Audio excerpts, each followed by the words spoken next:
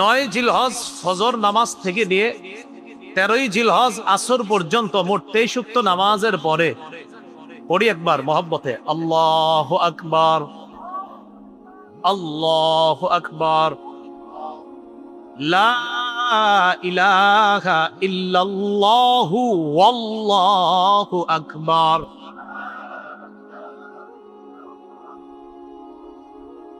আল্লাহু আকবার।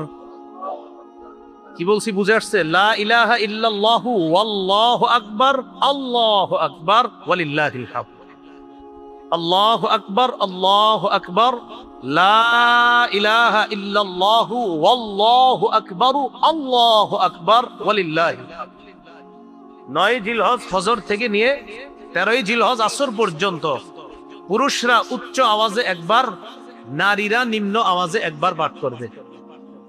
এই 23 উক্ত নামাজের মাঝে কারো কোনো নামাজ যদি কাজা হয়ে যায়, কারো যদি 9 জিলহজ ফজর থেকে নিয়ে 13ই জিলহজ আসর পর্যন্ত কোনো ওক্ত নামাজ কাজা হয়, আর ওই কাজা নামাজটা যদি আপনি এই 5 দিনের মধ্যে আদায় করেন, আমি আবারও বলছি 9 জিলহজ থেকে নিয়ে 13ই জিলহজ পর্যন্ত যেই নামাজগুলার পরে তাকবীরে তাশরিক পড়তে হয়, এই নামাজগুলার কোন এক উক্ত নামাজ যদি উজরের কারণে কারো কাজা হয়ে যায়, আপনি কোনো কারণে এক উক্ত নামাজ কাজা হয়ে গেছে, এর মানে আপনি তাকবীরে তাশরিকও দিতে পারেন নাই, নামাজ কাজা মানে তাকবীরও তো দেন নাই।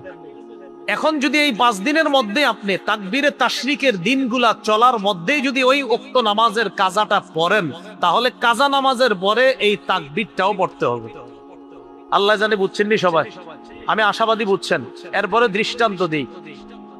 9 জিলহজ থেকে 13ই জিলহজ পর্যন্ত কথার কথা কারো জোহরের নামাজ কাজা হয়ে গেছে একদিন, এই জোহরের কাজা নামাজটা যদি সে এই 13ই জিলহজের আগেই আদায় করে, তাহলে তার এই নামাজের পরে ওই যে তাকবীরে তাশরিকটা ছুটে গেছিল, এটাও তার আদায় করতে হবে। এবার বুঝে আসছে না সবার?